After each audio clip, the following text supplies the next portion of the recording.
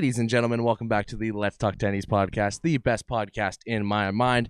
Today, we have a really interesting episode. We have the one, the only, Debbie Kilfoyle, and a lot of you guys might not know who she is. A lot of you guys might know who she is. She is not only my college professor, she is also a TikToker. She's also a content creator. She's also a bunch of different things. She's worked for the Dolphins. She's worked for TSN. She's worked for NFL Canada.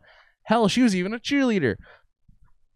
How is she my teacher? Great question. I still don't know, but I got a favor for you to do. I gotta ask this favor real quick. If you are looking at not only the subscribe button on YouTube, but also the follow button on Spotify, and they are not lit up, or it does not say following, it just says follow.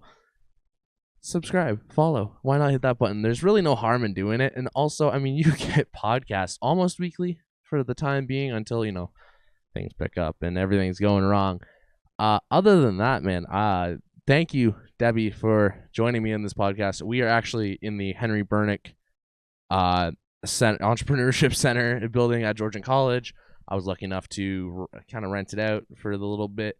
And we recorded it in person, my first ever in-person podcast. And I think it was a great and really splendid time, some might say. So if you are new or you're even here and you just maybe watch watch every now and then, why not follow? There's nothing wrong with doing that. And it'll show it shows me how dedicated you are, how awesome you are. Even watching this alone, it is just awesome. Awesome. Thank you again, Debbie, for joining this episode. Thank you for following. Thank you for listening. Fun little story. I'm also on Amazon Music. So if you are watching on YouTube and you don't have Spotify, but you have Amazon Music, go ahead. In a future podcast, I'll explain why I'm not on Apple Music. Oh, maybe. We'll see how it goes. All right. Well, thank you. Enjoy the podcast. Also enjoy some epic little transitions that I get.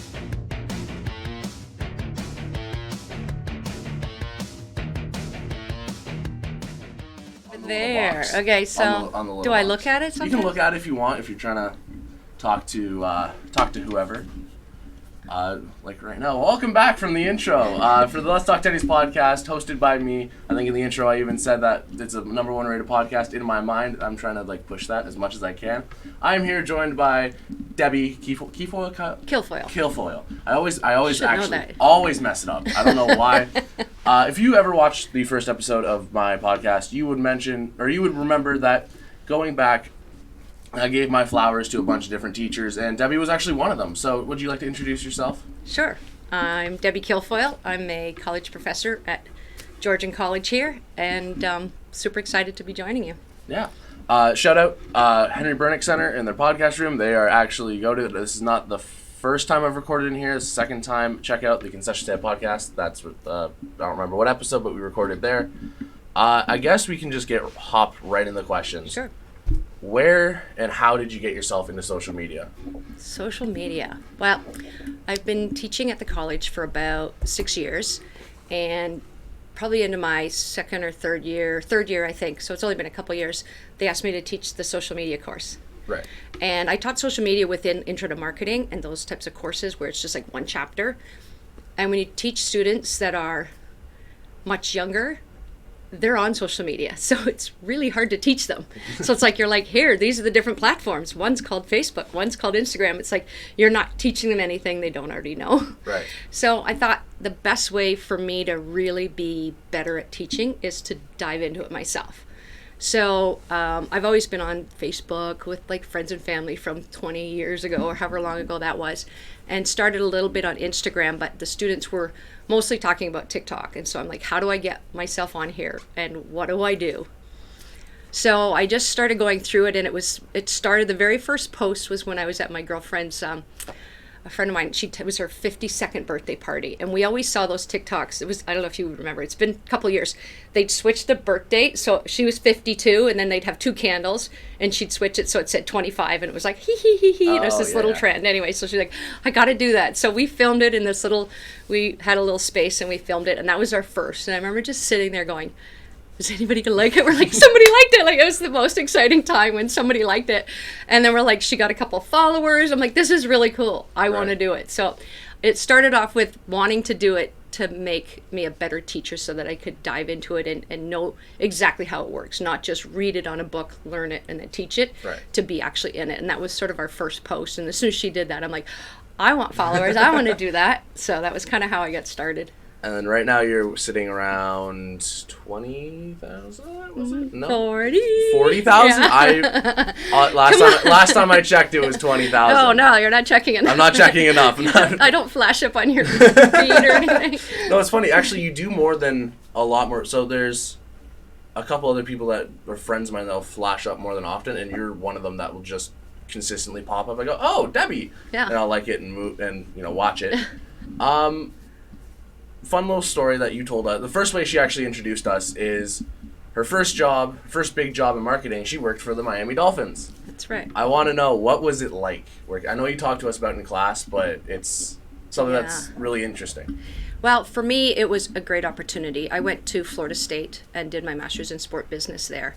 And I remember when I was always a Miami Dolphins fan. It was one of my favorite football teams and sports to be involved with. And so when I was finished my program, I reached out to the Dolphins and said, I'd really like to finish and do a couple months for an internship. And they said, well, we usually just hire from like University of Miami or somewhere nice and close, not from Florida State. So I was like, oh, how else can I do this? And one of the things that I always teach students is to persevere. Like if you want something, you just keep going until somebody says like no. Right? And you just keep going. And so they didn't really say no. They said, we usually do this. And I said, well, is there any event coming up where I can just come and meet with you? And so they were having a draft party. So it was right when the draft was happening, and they have a big draft party. And I said, well, what's that involved? Can I just come and be part of it? Somehow I'll volunteer. I'll do whatever you need me to do. And I came and just helped them with everything I got, and was at the end of that, they offered me the internship. And then from the internship, I was able to stay for 1 full year. So because I was a student in the States, even though I'm from Canada, I could stay 1 full year after graduating as long as it was within the industry, which was sports. And so I was able to stay there full time for the season. And I worked with brand partners, worked for halftime, did the halftime shows, got everybody on and off for the halftime shows, made sure all the sponsorships were serviced. So they have... you set up the sponsorship where someone will sell the sponsorship, but then I was the one that helped service it. So if they were supposed to have a banner out in the field, I was literally running out there with a banner, hanging it up on the walls. If they were supposed to get a PA announcement at a certain time, I'd work with the script to make sure that got to the booth on time for them to make sure that announcement happened and just service the accounts. And it was the most exciting job I've ever done. I mean, teaching's really great, but it was pretty great being on the field, like during all the games and running around in the back, getting people on and off the field, and part of the pregame shows, the halftime shows, the events outside of that, golf tournaments.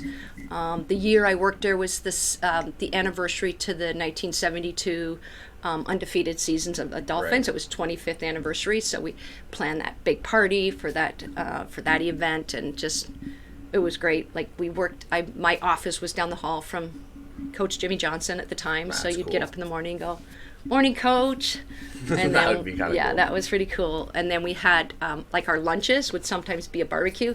And you'd go downstairs and it'd be all the players having the barbecues. So you'd have a barbecue lunch with Dan Marino there, grabbing a burger or whatever, right? So those things were really fun. That'd be. Do you have any contact still with the Dolphins, or are they all kind of? It's changed so much. Changed? No, they wouldn't probably be there. There might be 1 or 2 people still there, maybe, right. But not really. I think one of the most important things for football, like a team for football, is not actually the players, because you won't be able to have a football team with all the behind-the-scenes stuff. Yeah. And I think a lot of that goes unappreciated. And it's really, really kind of cool to see kind of everyone work together to form this big thing. Yeah, every minute counted. I remember when we would have people on, the coin toss at the beginning of the game was not at 4 o'clock. It was at 4:04, right? So everything was set up so that if the kid or whoever came in didn't toss that coin at that one time, get off the field, the players were coming charging in. So everything was scripted to the second. Yeah. Wow. That's a lot of planning. That takes a lot of commitment too. Yeah. With just behind the scenes time. You worked also with TSN. Mm-hmm. What was moving from because I know you worked in NFL Canada and you kind of worked in an office there. But what was moving from like on-field preparation to kind of just in an office like? Um, there was a few years in between there, so I was ready to progress to that. I mean, when you're younger and running around carrying banners on your shoulders and climbing up things and putting them into the fences is different than as you get a little older, I guess. So when I was by then, I'd already worked in advertising a little bit and worked for different companies that still work with sports from the client side. Just working in the office was great. It was still like there was still always so much going on there. Like we were always on different, commercial shoots for different athletes that were representing a brand, or we were going out to business meetings. We were always working with creative agencies and always out at their their offices. So it wasn't really sitting all that much, so it was very active. It was still very active. It wasn't climbing on fences, but it was still pretty active. And the best part, you were in a commercial. Oh yeah. I remember that. That was. It's just my head going. Yeah, I told my parents about that, and they're like, "Oh, she was in a commercial." I go, "Yeah, it was one for like a Coors Light fantasy football thing, but it was her face is in it. She's there, therefore she's TSN canon." Yeah, so that was nice. With the nice thing with TSN too is they put together the commercials there. So when you're working with a brand, and at the time my client was Coors Light, so when you're working with them and your production team at TSN is putting together a commercial, there was often times, we would have some of us sitting in the boardroom, and so we would a lot of the employees would be in it. Well, you're like, oh, there's the guy that in finance, and oh, there's the guy from from whatever department, and they put us all in the commercials. It was fun. Yeah, that sounds really fun. I guess we can move away from your work history into more social media, because that's kind of what I know you for. Not even just for being on social media, but through social media class. Yeah. What would you say your favorite trend in social media was for the, like, if you could just name one that sticks out right away? Oh, there's so many. I think the ones I like are the ones that are organic. They just happen, and then they just become a trend. There's some that are up there that are good trends, but somebody set it up at the beginning, and then everybody follows it and does the same thing. But the one that sticks out the most, and I think I showed it in class, is when the girl falls back. Oh, yes. Katie something, Carell or Cottrell, or I don't know. That's the wrong last name. That's the girl from Sex and the City, Katie Cottrell. No, it's something, Katie something. Yeah. And apparently she was supposed to be just showing her mom or somebody, she was going to send them a text and show them what she's wearing to golf that day or something. And she did the video, and as she did it, she falls backwards and she hits the bedpost and she goes, ah! Yeah. And then everybody else, I just went crazy viral. Everybody did everything, like even like Michael Bublé does one, and he sings a song and then he goes, ah, just haven't met you yet, or something like that. And like the guy from Arrow, and I think that one was so fun. I don't know why. I guess it just made me laugh. I think I did a trend on that where I went through the ABCs and I got to like and I stopped so she could do it. You could probably actually find that on my TikTok somewhere. Oh, I'll have to look for it. I didn't do one on time. I find that you got to really jump on those trends when they're going. It's funny. I'm like, okay, I'll go and do the trend, and I see a trend starting to form. I'm like, okay, I feel like this is gonna go somewhere.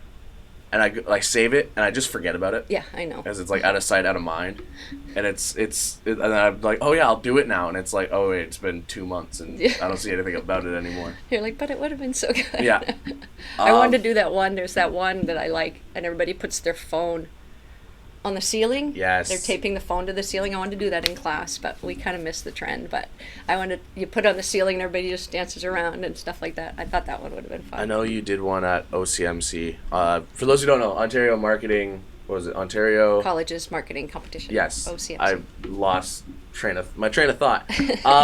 You did one where it was they're all kind of slowly dancing, and then it's the lights go out and they're with the flashlights. They're just going crazy. Yeah. I thought that was funny. There's definitely some faces I recognize in that. Yeah.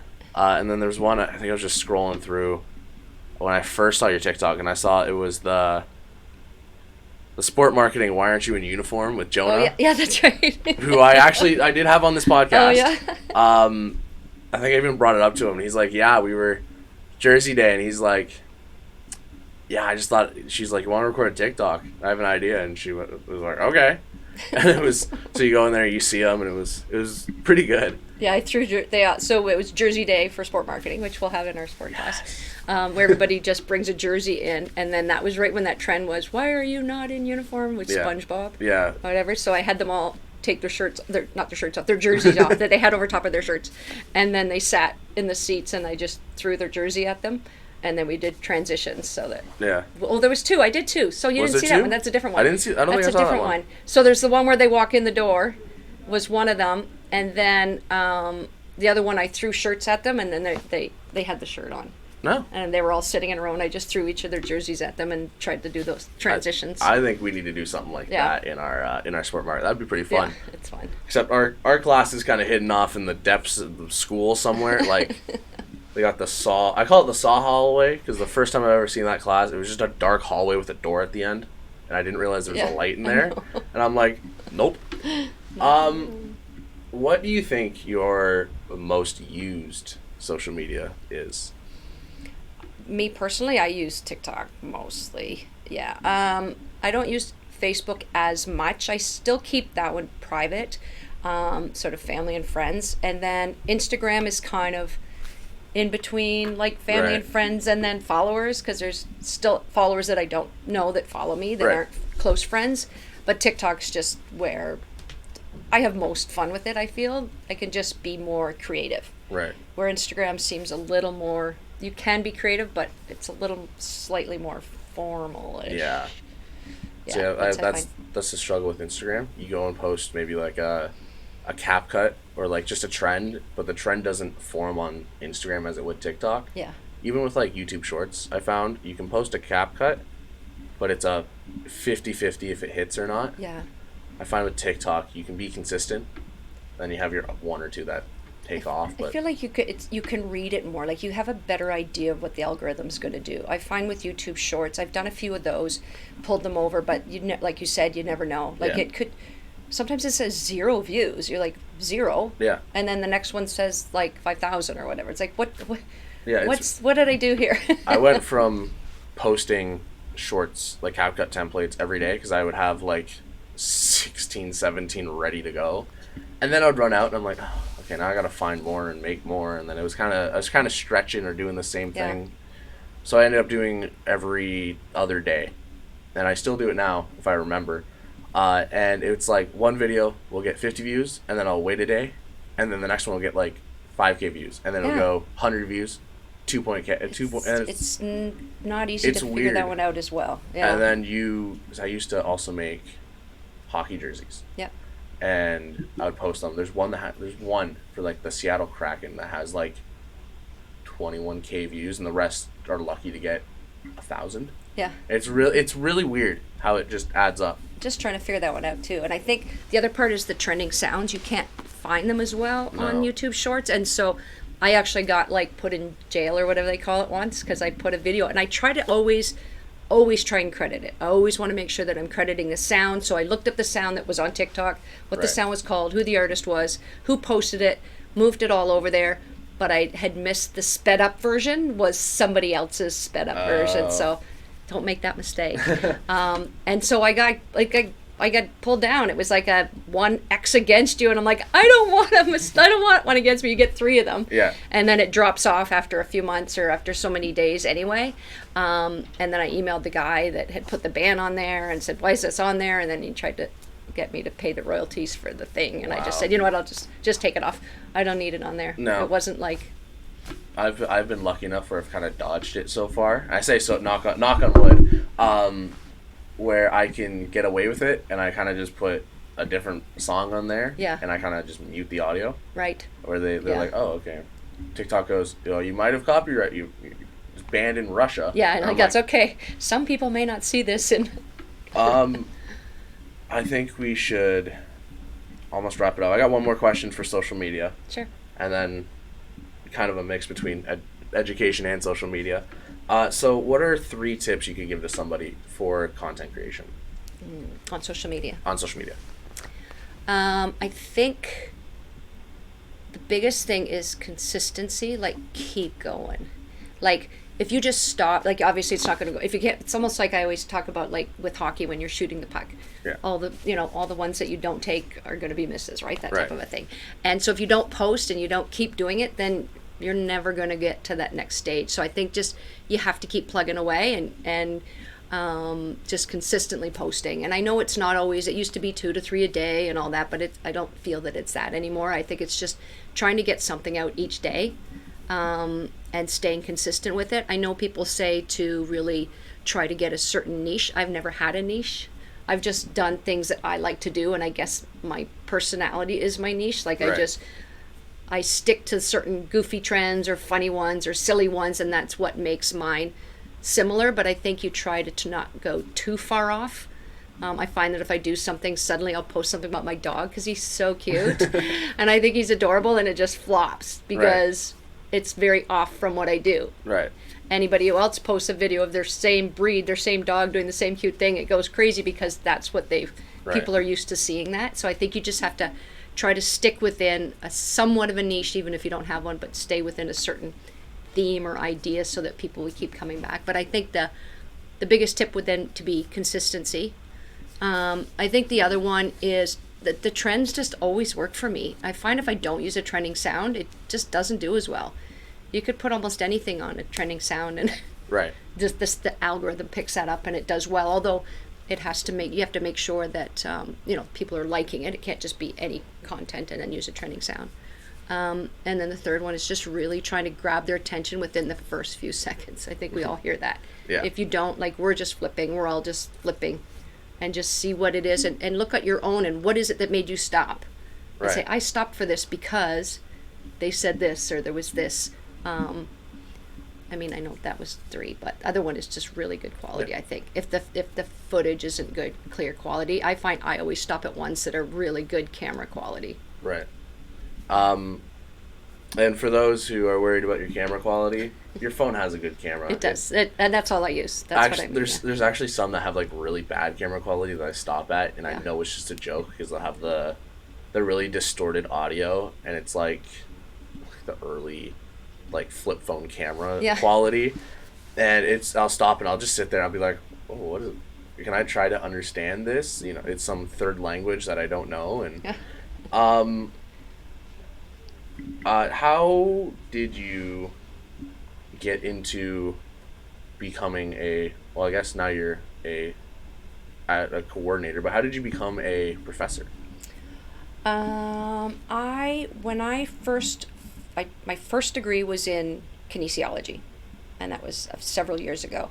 When I finished the program, I wanted to stay in sort of fitness and the fitness stream, and so I ended up teaching some courses right out of university, teaching at York University, which is where I went to school, and I stayed and taught some practicum courses, so fitness practicum. So I had that experience from many years ago. Then after I finished that and I went back to school and did my sport business, I worked in the industry for another 6-7 years, and then when I left that industry, the next step, I just thought, what do I want to do now? It was going to be tough, someone that was a little bit older, sort of keep going downtown Toronto and still working hard every night, staying up really late. I had 3 young kids at home, and the lifestyle of that wasn't really suited for me. And so I thought I'll go back and look into teaching. I'd also done some teaching when I went to Florida State as part of my education. In exchange for my education, Right. I taught. So that was one way to go down to Florida and to the U.S. and get an education down there without paying for it. In exchange, I taught. So I did have that experience, and then so my next step was to get into teaching.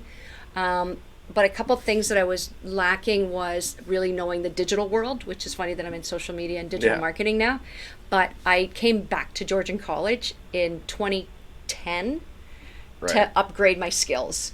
And then when I came here, I met all the teachers, and they're like, oh, you should get into teaching. And Jeff, which most people had for pitching the campaign, I don't know if I can say any names, but love you, Jeff. He was one of my teachers, and he's like, you should get into teaching. And so because I had the sport background, I talked to the school about doing a sport marketing course. Right. And so that was the first course I taught. So I started and developed and created the sport marketing course and taught that one. And so that was my one course part-time. That was all I did. And then after that, there was a couple more courses that opened up for teaching, intro to marketing, and just kept building one course at a time till the point where I was teaching 3 courses, and then a coordinator role came up and jumped onto that, and then started full-time last year. Yeah. So kind of just started from one course because of the sport marketing background, went into marketing in general, and then it spread out from there. Now I'm pitching the campaign or presentation skills, social media, which is why I got into social media, and here I am now. Do you think if you took a different university program, like not kinesiology, maybe a business, or do you think you would have ended up still teaching, or do you think it would have been directed a different way? I personally probably would have still got into teaching. I grew up coaching kids, always loved to coach and teach. When I first went to university, I wanted to be a teacher.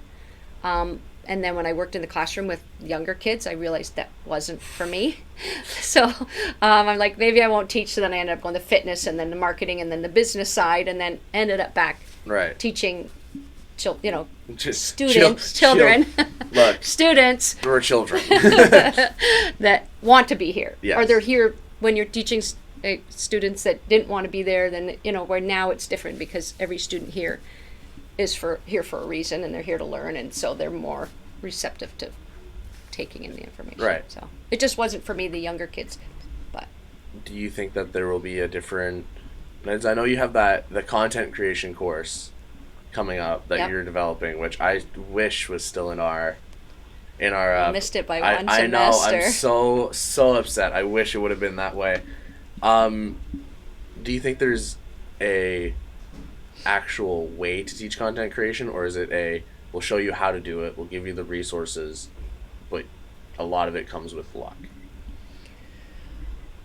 To be successful in that industry, for me, like as far as teaching it, I'm going to teach it as hands-on. Like I'm going to have everybody building content as we go along and learn it that way. So I want to start it off, and I'm just developing it now, but I want to start it off where we're opening up an account. We're building some content on social media. We're seeing what works and what doesn't work. Make the changes, look at the analytics, evaluate, make changes, try trends, and just try things. And it's a nice way to give us that semester to see what works, and then we can learn from each other. So I'm going to start up a new account as well, and so I'll have all the students start an account, we'll start an account, and everybody can learn from everybody. Did the time of day matter? Did the quality of your camera matter? Did you pick a trending sound? What made yours work? How did yours do? And really make it hands-on and learn from it that way. But as far as, you never know who's going to go viral. You never know who's going to hit it. So I there's no way of knowing whether one person in the class will end up successful in it or they all will. Like, we just don't know what's going to happen and what's going to hit. That it's too unknown. Right. Like, you see people that just suddenly become known. I mean, you see like Tube Girl, right? Yep. Like, she's just doing this in the back of a streetcar with her camera at all different angles. Right. And now she's doing the runway as a high fashion model. Like, it's just crazy where people go. There's, you see, there was a time where a guy named William White, and he was just a guy from Canada that like was a hockey player or like, I don't know, working an odd job. And then he just became so famous on TikTok just by posting songs from the 80s that women or other people would like draw to, and he started modeling for like some top people in New York. Like, it's just crazy. You see the Alex Earls and people like that just start off doing get ready with me videos and end up just walking the red carpets. It's crazy. One that sticks out to me that really somehow took off, I forget his name, but he goes around to like public faucets, and he'll go and he has this like the key for it, and he'll turn it on and see if it like the water shoots out. Then he'll just like start dancing if it works, or he'll like happy dance if it works, sad dance if it doesn't. I don't remember his name. No, I don't know. But you probably just look up water faucet guy. But it's always one where I'm like, oh, does it work? Does it work? And then you look at his You're views, sitting and waiting. you look at his views and it's like, oh, wow, I wish I had a water key so I can go around and just turn on faucets and go, oh yeah, no, it works, yeah. But it won't work for you. Like, it won't work for the next person. You don't know. Some people will make content just watching other content in the duets. Yeah. Like, there's one guy, I can't remember his name, but I think he's one of the top, like, the highest. Is he the one with that, like, Joe Bartolozzi with the hat? Oh, I'm not sure of his name, but he just sits there and watches other content, but he doesn't even speak. He just stares at it. He just looks at it and makes weird faces, and he's blown up. I'll have to find it for you. Oh, it's so hard to sit here and not open your phone and go, yeah, this I know. guy. This guy. I'm like, my phone's right there. It's just like, I'm going to show you.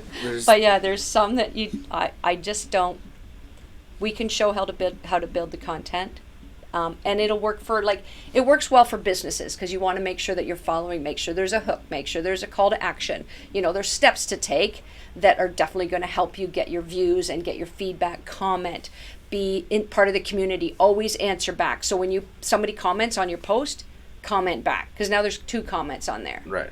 And then somebody else comments, always be talking back and build that community, and that'll help a lot because then people start to feel like they're being listened to. One of the strategies is to do controversial posts, but I don't like to do that because I stay away from those. No, those always those are really hit or miss. Yeah. You either get a lot of love or a lot of hate for that one. Yeah. And it's never smart. Yeah. What do you think the easiest way to make content would be? Just off by what, like, for TikTok, what is the easiest thing you can just start out with and do? The easiest, quickest is to just use content you already have on your phone. You don't even have to film anything. Like, some of it can just be finding a trending sound, take something that you already have, put it to that trending sound, make some edits. Sometimes some of the CapCut templates are working really well right now too, because they're now part of TikTok. So they're showing those more. But that would be the quickest, easiest, fastest. Sitting down and setting up the lighting and the cameras and the speakers and things is obviously going to take a lot more time. But for me, some of the quickest and easiest is when I go on vacation, I just tape everything. Right. Right? And then you put it back and you can put it to some different sounds or some different music. You can only do that for so long because then people want to see you as a person. So you do have to do some where you're talking and it's your voice and they can hear you and you can comment. Some of the ones that I've done that have done well is when I've just asked people. So I feel like people want to comment, right, but they don't know what to say. So they're like, oh, that's so cute, or oh, right, I like that. And they're commenting, but it's not really saying anything. So if you ask them to say something, so I'll be like, okay, I'm going to say something about myself, and then you're going to tell me the same about you. And I'll be like, my favorite color is red.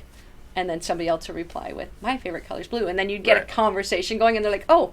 So sometimes I find that people want to respond and comment, but they haven't been told what to say, or other than a happy face or a laughing face or a smiley face, right? So I find if you can pull out something from them, like you see some, and we'll have different feeds. Like you'll get a very different feed. Like I get other ladies that are my age and some of the things they do, and some of them are just, who sang this song? And they'll play the song, and they get thousands of people responding because they're like, oh, that's the Eagles. I know the Eagles, because you feel like you know the answer. So you make it a question that's easy to answer. And then even if you see the Eagles in there 10 times, you still have all those comments. So I think ask questions, try and pull out a comment from somebody. All right. I think that's good. I think we've hit, I don't know how long. I shut the laptop or lowered it so I can't see how long we're going. Anytime's a good amount of time. Yep. That's what I've learned. You can shoot for an hour, but sometimes if you go too long or try to push it doesn't work too well. But I want to say thank you so much. Is there anything you want to shout out before we? No, not that I can think of. No. I will put I'll put pretty much her TikTok link. I don't know if you want your Instagram in there too. That's fine. Yep, Instagram and TikTok link in the description of both this and the Spotify and Amazon. Oh yeah, I'm on Amazon now. I totally forgot. You can find this podcast if you're listening to it on any of the 3 platforms. You can find it in the description for the, I think it's called a card. Something I found on Twitter, and I'm like, oh sure, I'll just keep using it. So you can go look in there, and you'll see where you can find this podcast. And I guess thank you so much. I appreciate it. Thanks for having me. See you next week. Yeah, see you tomorrow. No. see you on Monday morning. And I guess we'll head out to the outro. So, other me, take it away.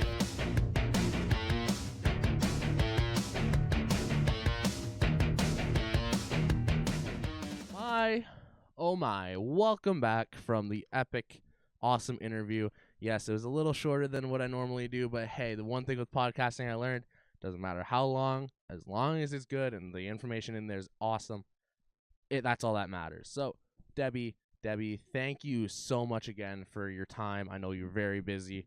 Thank you for your time listening. I know you are also very busy, and having me in your ear while you talk may just be awesome. It's just awesome. So thank you guys so much for watching, so much for listening. Follow, subscribe, check out my links in the description, as well as check out Debbie's links in the description. Her link is Debbie Kilfoyle, wherever. It'll be in the description. I don't remember them off by heart, and I probably should. I'm a very bad podcast host, but to each their own. Thank you guys so much for watching. Subscribe, follow, and I'll see you in the next one. Peace.